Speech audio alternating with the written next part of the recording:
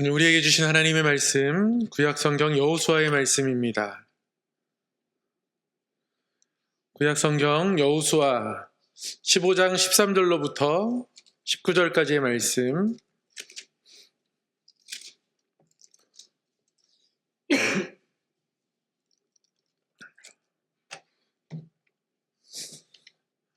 구약성경 342쪽입니다. 13절로부터 19절까지의 말씀 한 절씩 교독하도록 하겠습니다. 여호와께서 여호수아에게 명령하신 대로 여호수아가 기럇 아르바 곧 헤브론을 유다 자손 중에서 분깃으로 여분네의 아들 갈렙에게 주었으니 아르바는 안악의 아버지였더라.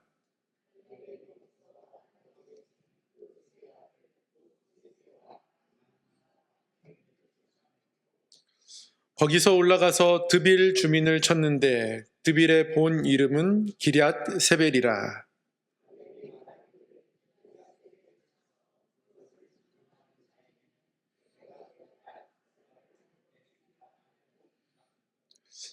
갈렙의 아우 그나스의 아들인 온니엘이 그것을 점령함으로 갈렙이 자기 딸 악사를 그에게 아내로 주었더라.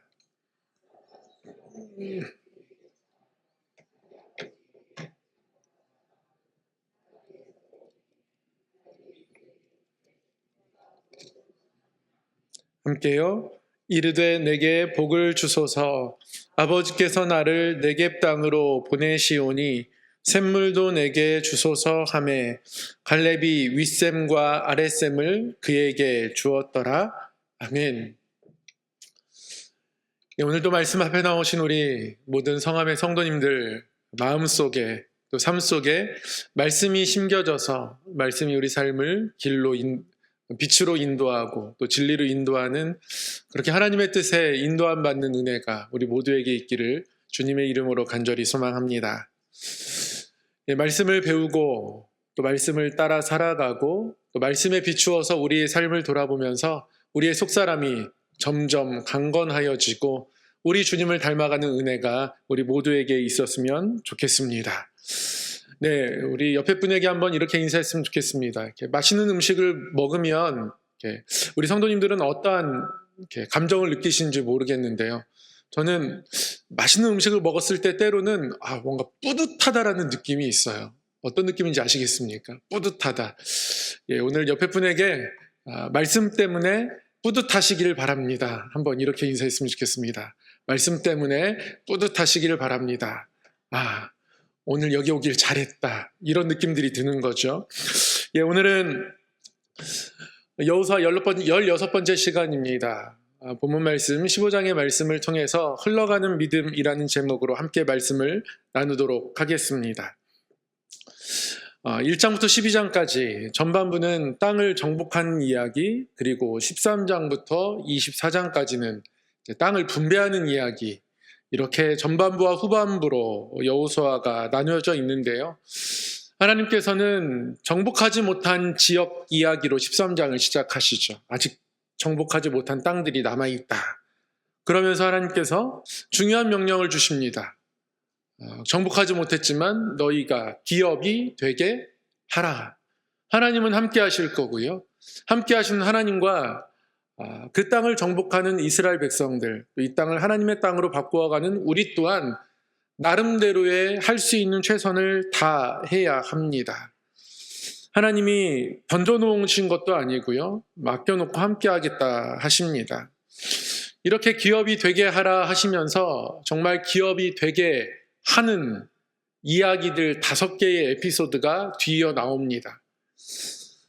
갈렙에게 주신 기업, 갈렙이 헤브론을 이 산지를 내게 달라고 여호수아에게 이야기하고 그 기업을 갈렙이 받는 이야기가 첫 번째 에피소드이고요. 두 번째는 오늘 본문입니다. 기럇 세벨이 정복되는 이야기, 그리고 세 번째 에피소드가 슬로바 딸들의 기업, 네 번째 에피소드가 에브라임과 므낫세의 추가 요구, 그리고 5번째 에피소드가 레위인의 기업입니다. 이렇게 5개의 에피소드가 기업이 되게 하는 어떤 구체적인 이야기들로 나오는데요. 오늘은 그 두 번째 이야기를 함께 묵상하려고 합니다. 14장 15장에 보면 유다 지파가 가장 먼저 기업을 분배받습니다. 유다 지파가 분배받는 여러 성읍들이 나옵니다. 많은 성읍들이 유다 지파에게 분배되어집니다. 하나님은 땅을 나눌 때에 각 지파별로 제비뽑기 하셨습니다. 어느 쪽에 어느 지파가 갈지. 그러나 일단 어느 쪽으로 갈지가 정해지면 각 지파의 인원수에 맞추어서 땅들을 분배해 주셨습니다. 유다 지파가 인원이 굉장히 많기 때문에 12지파 중에서 가장 인원이 많았기 때문에 가장 많은 성읍을 아마 분배받았을 겁니다. 이 유다 지파의 기업, 이런 성읍들이 있다라고 수많은 성읍들의 이름이 쭉 나오는 가운데에 지난주에는 갈렙에게 주신 헤브론, 이 산지를 내게 주소서, 갈렙이 하나님께 받았던 약속들을 기억하면서 여호수아에게 간구하죠. 이렇게 갈렙에게 하나님께서 헤브론 땅을 약속하셨고 그 땅을 갈렙이 여전히 85세의 나이지만 강건함으로 취하겠노라 믿음으로 고백하면서 그 땅을 달라 합니다. 그리고 15장에 온니엘이 차지한 기랴세벨 성읍 이야기가 오늘 본문에 나옵니다. 오늘 본문에서는 갈렙의 이야기도 다시 한번 언급되죠. 기랴세벨 이 땅을 온니엘이 차지하는 이야기를 기록하면서 먼저 갈렙의 이야기를 언급합니다. 갈렙의 헤브론 정복 이야기가 다시 한번 나타납니다. 이렇게 기록하고 있습니다. 갈렙이 헤브론을 정복한 이야기에 대해서 이 헤브론 기럇 아르바거든요. 원래 옛 이름이 기럇 아르바입니다. 기럇 하면 도시예요. 아르바는 사람 이름입니다. 아르바의 도시. 아르바는 굉장히 크고 장대한 거인족 같은 사람이었어요. 그러니까 아르바의 도시라는 건 아르바 한 사람이 우연히 크고 장대한 체격을 가지고 강한 힘을 가지고 있었다는 게 아니라 아르바 같은 사람들이 살고 있는 성읍이라는 거예요. 굉장히 어려운 성읍이었죠. 갈렙이 그곳을 정복합니다. 14절 15절에 이렇게 기록하고 있어요. 갈렙이 거기서 아낙의 소생 그 세 아들 곧 세세와 아히만과 달메를 쫓아내었고 거기서 올라가서 드빌 주민을 쳤는데 드빌의 봇 이름은 기럇 세벨이라. 갈렙이 거기서 아낙의 소생을 보았다 합니다. 그 헤브론 땅, 옛 이름 기럇 아르바, 그 성읍에서 아낙의 세 아들들이 함께 있는 것을 보았다. 이 아낙은 아르바의 아들입니다. 그러니까 이 아낙뿐만 아니라 그의 세 아들 또한 크고 장대한 사람이었습니다. 그들을 쫓아내었다. 단 한 줄로 갈렙이 그 땅 정복한 것을 기술하고 있습니다. 그리고 마치 곧바로 이어서 또 하나의 사건이 이어지듯 거기서 올라가서 드빌 주민을 쳤다 이야기합니다. 드빌의 본 이름은 기럇세벨이라고 드빌의 본 이름 또한 기록하고 있습니다. 이 기럇세벨이라는 것은 책의 도시, 학자들, 똑똑한 사람들이 많은 곳이었던 것 같습니다. 그곳을 갈렙이 정복했다 이렇게 이야기하고 있습니다. 14절 15절만을 보면 갈렙이 헤브론도 점령하고 기럇세벨도 점령한 것 같습니다. 그런데 갈렙이 기럇세벨을 정복한 게 아닙니다. 그럼에도 불구하고 말씀이 갈렙이 기럇세벨을 정복한 것처럼 이야기하는 이유는 그야말로 갈렙의 이 도전이 기폭제가 되었기 때문에 그렇습니다. 12지파에게 땅들이 분배되었습니다. 나누어졌어요. 그런데 12지파 전체 다 이 땅을 차지하러 가는 것에 우물쭈물합니다. 여호수아가 이끄는 게 아니잖아요. 각 지파별로 전쟁을 해야 하는데 두려운 겁니다. 여호수아 없이 이 땅을 차지할 수 있을까 의구심이 드는 거예요. 11번이 없습니다. 에이스가 없는 거예요. 손흥민이 없는 국가대표팀인 겁니다. 뭔가 불안한 마음이 드는 거죠. 우물쭈물합니다. 우물쭈물하는 다른 사람들을 향한 기폭제가 됩니다. 갈렙의 전투가. 단순히 갈렙의 전투는, 갈렙의 승리는 갈렙 자신에게만 유익이 되는 것이 아니라 다른 사람들도 움직이게 하는 어떤 기폭제 역할을 한 겁니다. 그런 면에 있어서 기랴세벨 또한 갈렙에 의해서 점령된 것과 다르지 않다라는 겁니다. 그러니까 갈렙의 영향력이 있었던 거죠. 믿음으로 살아가는 사람들은 그것이 자신의 삶을 하나님 앞에서 온전하게 세우는 것을 넘어서서 다른 사람에게 영향을 줍니다. 본이 된다는 말씀입니다. 제 삶을 돌아보니까요, 많은 좋은 분들이 있었더라고요. 대학 때 한 선배는 저에게 여러 신앙서적을 선물해 줬습니다. 같이 예배드리고 집에 가서 자취방에서 라면 끓여 먹고 거기서 잡니다. 자다가 이 선배 형이 자기 등을 주물러 주는 걸 부탁합니다. 제가 이렇게 힘차게 누르면 얼마나 시원하겠습니까? 이 두툼한 손으로 열심히 눌러주면 너무 좋아하는 거예요. 그리고 이렇게 눌러주고 그러면 고맙다고 말로만 인사하지 않고 밥도 사주지만 책을 사줍니다. 그때 여러 신앙서적을 읽게 되었던 것 같습니다. 그러면서 점점 하나님을 알아가는 데 도움이 되었던 거죠. 그런 만남이 있었습니다. 신대원에 들어가서도 같은 방에 기숙사를 썼던 친구와 여러 이야기를 나누면서 하나님에 대해서 알아가는 데 도움이 되었고요. 부목사 생활을 하면서도 좋은 친구를 만나서 정말 최선을 다해서 사역하도록 서로가 서로를 격려하면서 가족처럼 지낼 수 있었던 것 같습니다. 그게 조금 더 하나님 앞에 최선을 다할 수 있도록 만들었던 것 같아요. 뭐 그렇게까지 신방하나, 뭐 그렇게까지 위로하나, 혹자는 그렇게 말해도 이만큼은 하는 게 맞는 것 같다라고 서로가 서로를 독려했던 것 같습니다. 그래서 지금은 이제 미국에 가 있는데 그 친구가 무척이나 그립습니다. 벌써부터 휴가를 기다리는 이유 중에 하나는 사정이 어떻게 될지 그때 가서 조율해 봐야 알겠지만 저희 가족끼리는 거기에 한번 그 친구 만나러 더 갔으면 좋겠다, 이런 이야기를 종종 나누곤 해요. 그만큼 저에게 좋은 영향력을 줬던 친구입니다. 믿음을 온전히 세운다는 건 우리의 삶을 온전하게 하지만 다른 누군가를 더 온전하게 할 수 있는 영향력이 됩니다. 갈렙이 그런 사람이었던 거예요. 그러니 사랑하는 성도 여러분, 꿈꾸시길 바랍니다. 나를 통해서 다른 누군가가 더 하나님 더 알아갈 수 있음을, 그 신앙의 보임을 통해서 교회가 더 아름답게 세워질 수 있음을 감히 기대하시기를 바랍니다. 내가 너무 잘나서 완벽해서가 아닙니다. 하나님 앞에 귀히 여기는 믿음이 있다면 그 믿음은 흘러 들어가게 되어 있습니다. 갈렙의 믿음은 일종의 영향력이었습니다. 그래서 기랴세벨을 정복하는 이야기가 나와요.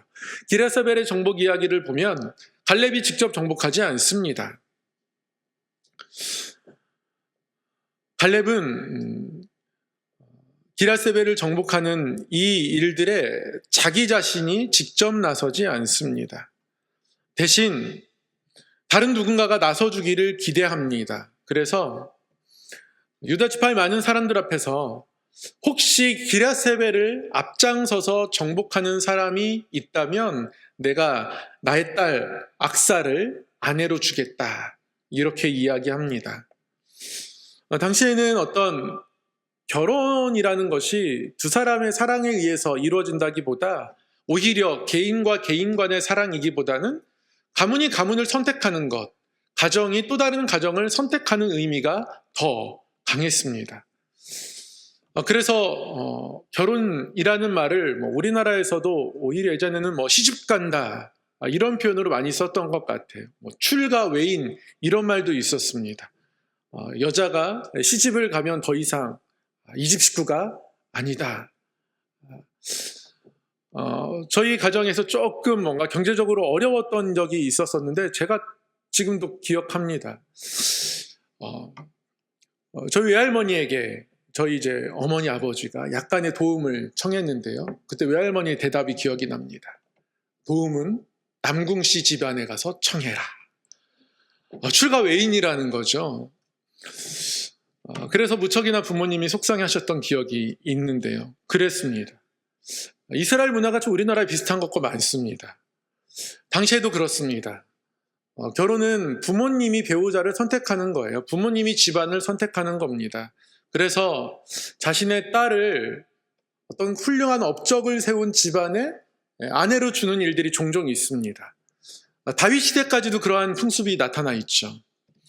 골리앗을 아무도 맞서지 못하고 있을 때에 사울이 어떤 이야기 합니까? 이 골리앗에 맞서서 이긴다면 내 딸 미가를 아내로 주겠다는 거죠. 그래서 다윗이 골리앗을 이긴 이후에 사울 왕의 사위가 되지 않습니까? 그런 풍습이 이때 있었던 거예요. 그래서 이 기랴세벨을 정복하는 과정을 보면 갈렙이 이곳을 정복하는 사람이 있다면 내 딸 악사를 아내로 주리라 하였다. 이렇게 기록하고 있습니다. 그때 나선 사람이 있습니다. 누구냐면 갈렙의 조카입니다. 갈렙의 남동생이 있었거든요. 그나스라고. 그의 아들 온니엘이 이 일들에 나섭니다. 그리고 온니엘이 기랴세벨을 점령해서 결국 갈렙의 딸 악사를 그가 아내로 맡게 됩니다. 얼핏 14절 15절을 읽으면 갈렙이 기랴세벨을 직접 정복한 것 같지만 여러분 누구를 통해서 점령하게 됐습니까? 온니엘을 통해서.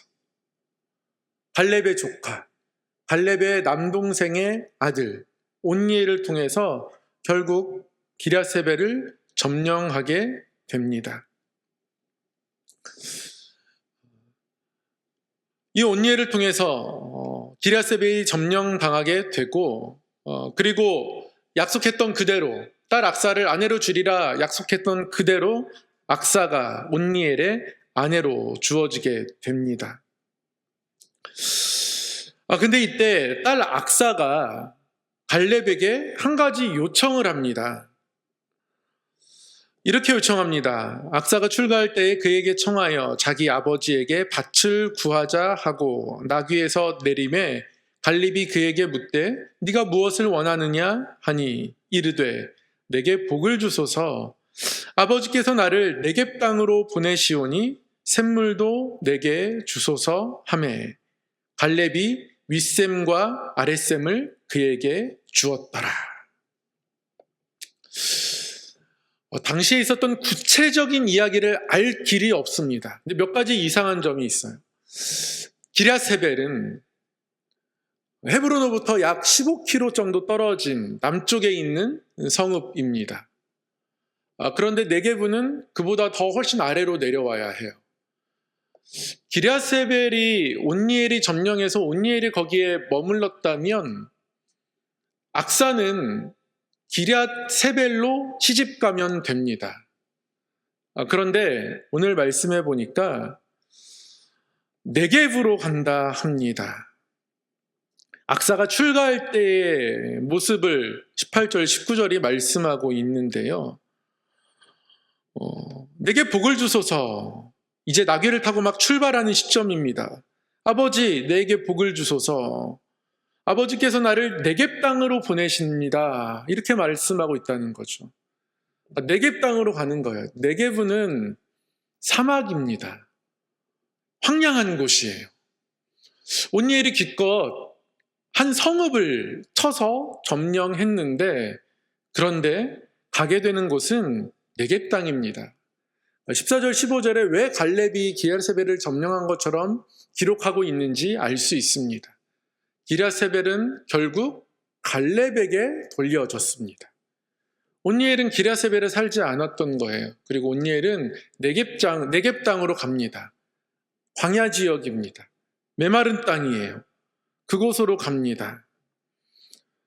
어떻게 보면 힘써 전투했고 힘써 싸웠지만 온니엘 입장에서 보면 기랴세벨을 기대할 수도 있습니다. 그런데 그간에 어떤 대화와 어떠한 일들이 있었는지 구체적으로 알 수 없지만 전투의 수고에 비해서는 어떻게 보면 조금 좋지 않은 땅이 온니엘에게 주어진다는 사실은 이것은 너무 분명합니다. 그런데 이 악사가 참 지혜롭습니다. 아버지 내게 복을 주소서. 네겝 땅으로 보내시는데 샘물도 내게 주소서. 네겝 땅에 어떤 샘들이 있었던 것 같아요. 윗샘은 고지대의 샘입니다. 그리고 아랫샘은 낮은 지대의 샘입니다. 고지대의 샘도 낮은 지대의 샘도 다 저에게 주시옵소서. 그 샘물은 결국 그래서 갈렙이 윗샘과 아랫샘을 딸 악사에게 주었다 말씀이 기록하고 있습니다. 수고의 결과가 내 예상과 또는 내가 바라는 것과 다를 수 있습니다. 그럼에도 불구하고 악사를 통해서 우리가 꼭 우리 마음 가운데 담아야 할 고백을 알려줍니다. 복을 주소서예요. 복을 주소서. 힘써 전투했는데 그 결과가 조금은 내 기대와 예상과 다른 것 같지만 그렇다고 해서 하나님을 인색한 분으로 바라보지 말라는 거예요. 어떤 자리에서도 하나님은 복을 주십니다. 어떤 땅으로 가든지 하나님이 샘이 되어주시는 믿음, 그 믿음을 오늘 말씀이 저와 여러분에게 보여주고 있습니다. 하나님 뜻에 순종하고 하나님 함께 하시며 나아가는 그 충성스러움이 있다면 하나님께서 그것을 받으셨을 것이라고 믿는 거예요. 저에게 가장 하나님께서 강력하게 응답하셨던 때는 제가 너무 여러 번 말씀드려서 죄송한데요. 수능 때입니다. 수능 보는 날. 고3 때 드럼에 빠져가지고 공부하는 것을 너무 멀리 했어요. 공부를 그렇게 잘하지도 않았지만 너무 성적이 많이 떨어졌습니다. 마지막 모의고사에서 성적이 중간 이하로 내려갔어요. 아무리 공부를 안 해도 중간 이하로 간 적은 없었는데.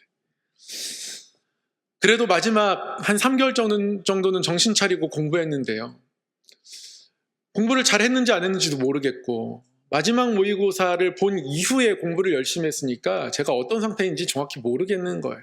수능 시험장에 들어가려니까 너무 떨립니다. 왜 이렇게 심장이 떨리는지 모르겠어요. 잘 떨지 않거든요. 떨려가지고 그 수험장 교문을 못 넘어가겠더라고요.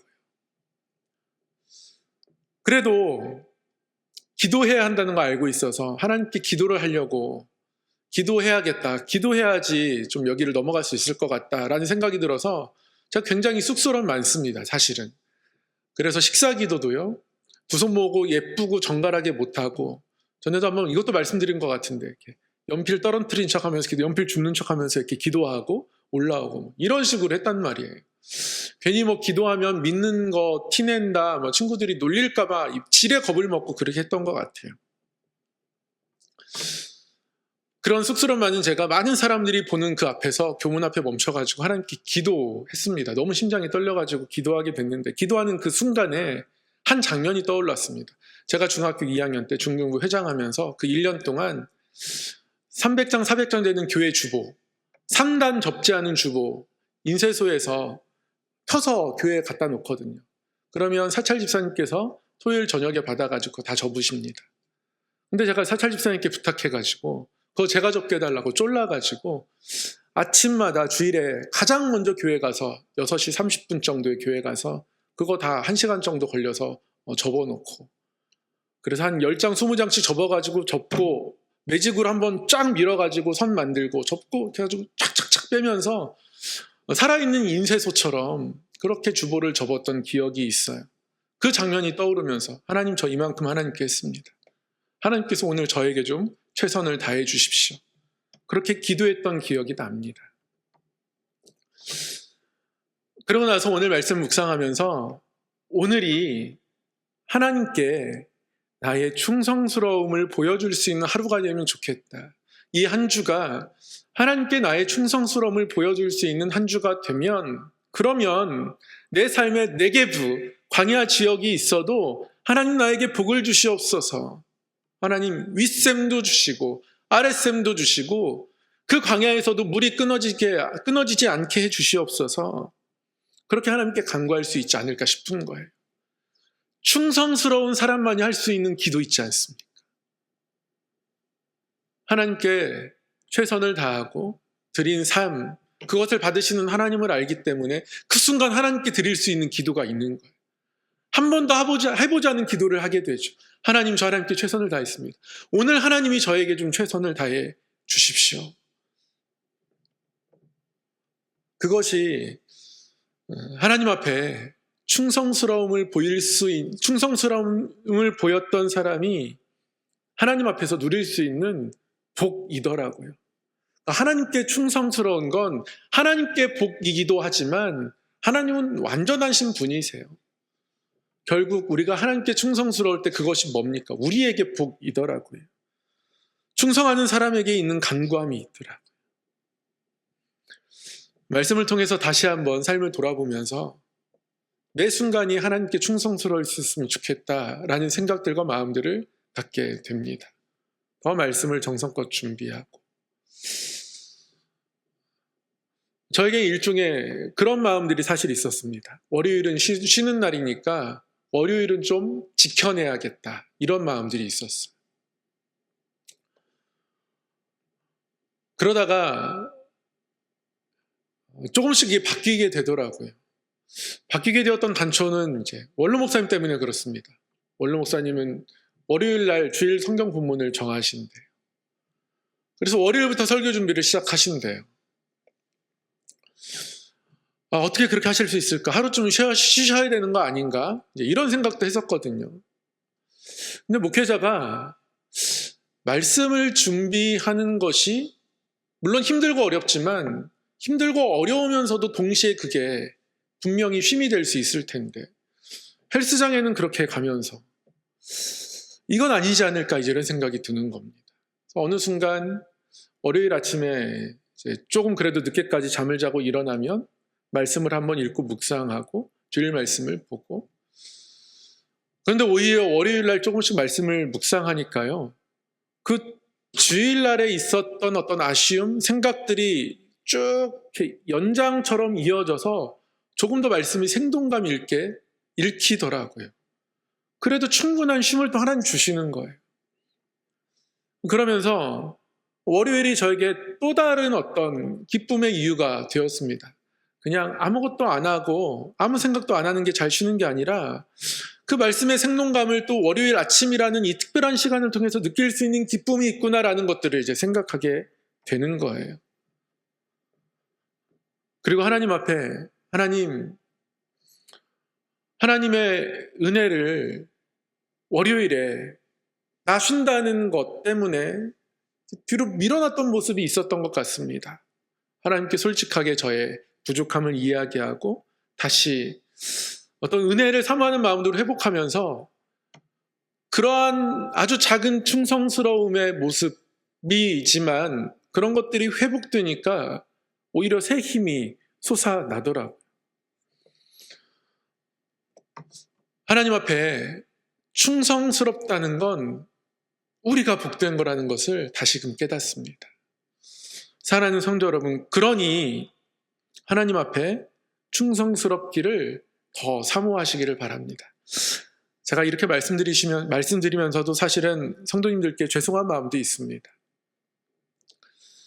돌아오는 주일 서만학교에 주신 말씀, 죽도록 충성하라, 이 말씀을 준비하면서 한 주간 동안 삶의 여러 분주한 일상을 살아가면서도 또 교회 와서 봉사하고 섬기고 헌신하는 우리 성도님들을 보면서, 우리 교회에서 누가 가장 헌신하고 충성하고 봉사하는 것일까? 이 목회자는 그 끝자리에 있는 거 아닐까? 이런 생각이 드니까 그 주일 말씀을 준비하면서 먼저 약간 죄송한 마음도 먼저 들더라고요. 인간적인 모습의 마음이 그렇습니다. 또 하나님께서 그 말씀을 어떻게 은혜 주실지 매일 묵상하며 또 주일 말씀을 준비하고 있지만, 여러분에게 충성스러운 성도가 되기를 바랍니다라고 말씀드리면서도 그런 수고들을 생각하면 죄송한 마음이 없지 않습니다. 그럼에도 불구하고 충성스러운 성도가 되는 것이 우리에게 복이 될 수 있다는 것이 너무 분명하니까, 그래서 말씀드립니다. 더 충성스럽기를 사모하시는 우리 성도님 되시길 바랍니다. 그것이 우리의 삶을 복되게 하고요, 또 다른 누군가를 복되게 하는 영향력이 될 것입니다. 그래서 네게브가 앞에 있어도, 사막이 있어도, 광야가 있어도 그래도 하나님을 끝까지 바라보는 믿음들이 우리 모두에게 있기를 원합니다. 어려움을 하기보다, 광야를 만났을 때 그 광야의 어려움을 따져보기보다 내 충성스러움이, 하나님께 드린 그 헌신이 하나님께 얼마나 귀하게 올려졌는지가 나에게 생각이 나서, 그래서 계산할 필요가 없이 그냥 하나님의 도우심과 지혜를 구하며 살아가는 삶, 그러한 삶이, 그러한 방식으로 헤브론이 정복되고 기럇세벨이 정복되고, 그리고 악사와 온니엘이 또 네겝으로 가서 거주하게 되는 이 모든 삶의 여정 속에서 우리의 삶 또한 그런 동일한 은혜가 채워져가는 삶이 되기를 하나님 앞에 구하고 또 그런 것들을 경험하는 저와 여러분의 삶이 되기를 주님의 이름으로 간절히 소망합니다. 말씀을 정리하고 마치겠습니다. 어려움을 계산하기 시작하면 충성스럽기가 어렵습니다. 어려움은 예상할 수는 있습니다. 그러나 예상할 뿐입니다. 계산할 필요는 없습니다. 예상되는 어려움이 보인다 할지라도 지혜를 구할 뿐입니다. 그리고 그냥 오늘 또한 충성스럽기로 결단할 뿐입니다. 한 사람의 이러한 도전이 공동체의 본이 되고 선한 영향력이 될 수 있습니다. 이러한 충성스러움 위에서 하나님이 주시는 복을 더욱 구하는 사람이고 싶었으면 좋겠습니다. 저는 그런 사람이고 싶습니다. 주시는 것이 비록 네겝이라 할지라도 샘을 주시는 하나님을 또 바라보고 구하며 필요한 모든 좋은 것으로 공급하시는 하나님 안에서 살아가는 사람, 그런 사람이기를 소망하는 마음이 우리 모두에게 있기를 간절히 소망합니다. 우리의 마음을 주께로 온전히 확정하며 믿음의 삶으로 살아가는 우리 성함의 성도 되기를 바랍니다. 사랑의 하나님 아버지, 오늘도 말씀 앞에 불러주시니 감사합니다. 하나님 주신 말씀을 품고 나아갑니다. 하나님 이 말씀을 따라 살게 하여 주시옵소서. 하나님 어떠한 삶의 자리에서도 앞으로 벌어질 모든 상황을 예상하고 계산하기보다 하나님 앞에 간구하며 나아가는 믿음들로 감당해 갈 수 있도록 인도하여 주시옵소서. 이렇게 말씀을 따라가게 하시고 하나님이 배우고 따라가는 말씀 위에서 말씀에 비추어서 우리의 연약함을 보게 하시되 그것도 만지시고 치유하시며 우리의 삶의 주인이시기에 너는 내 것이라 말씀하셨기에 가꾸어 가시는 새롭게 하시는 하나님의 손길을 의탁하고 의지하며 나아가는 믿음이 우리 모두에게 있게 하여 주시옵소서.